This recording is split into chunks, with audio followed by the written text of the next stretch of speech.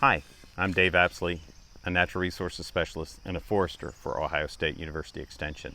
Today we're going to talk to you about how to measure a tree height. If you remember, when we made these tree scale sticks, we put a scale on the backside, which is the Merritt Hypsometer.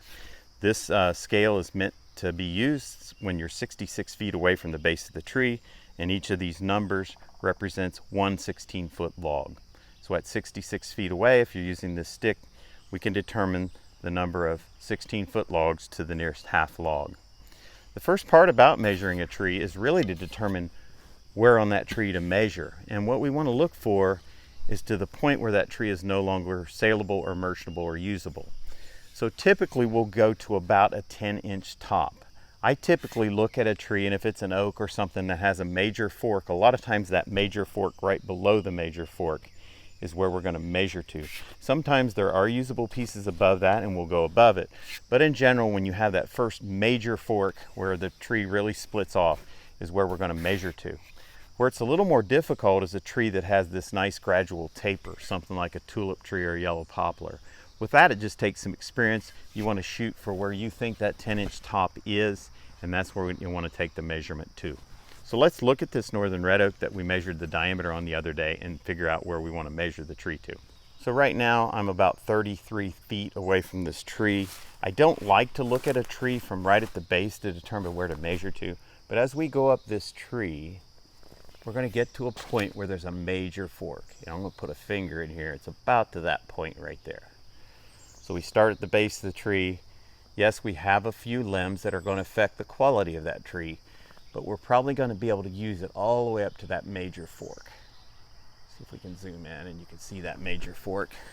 Step off to the side and you can probably see it better without this sugar maple in the way. There's the major fork. So we're standing here at the base of the tree and we're trying to figure out what direction we want to pace to be able to get the height of the tree. I like to kind of scout this out as we're going, but I'm trying to avoid pacing across drainages like this. I also don't like to pace straight up a hill or straight down a hill, because really the best place to measure is normally at perpendicular to the slope or on level ground away from the tree, as level as you can get. So what we're going to do is pace out our 66 feet here and get away from the tree, and we'll show you how to use the Merritt Hypsometer. Now that we've determined where we want to measure to on this tree, the merchantable portion of the tree, which is again right below a major fork on this big red oak, we want to pace 66 feet away from the tree, which for me is 13 paces. And when we're standing 66 feet away from the tree, we need our eye to be at that point, not the stick. That's a common mistake that people make. The eye needs to be 66 feet away from the tree. And then your stick needs to be held at whatever arm reach distance it's designed for. In most cases, that's 25 inches. So again, hold the stick 25 inches from your eye. Line up the base of the stick about a foot off the ground, which is what we call the stump height, and then the stick needs to be held vertical. If the stick is not vertical, we're going to overestimate. If it's leaning back towards you, you're going to underestimate. So again, we want to try to be vertical. Line the base of the tree up, or the stump up, with the base of the stick. Hold the stick vertical, and then get your measurement.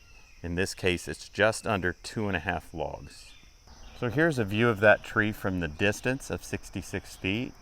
It's the bigger tree right there in the background. We're looking up. It's really difficult to see because it gets kind of fuzzy there. But right there where the bright sunshine is in the middle is that fork. So we want to go just below that fork to get the height of the tree. I've only got two hands here, so we're going to try to make this happen. So again, hold the stick up so it's lined up with the stump height. And we're going to look up the stick until we see that point lining up next to the tree, and it's 2.5 logs.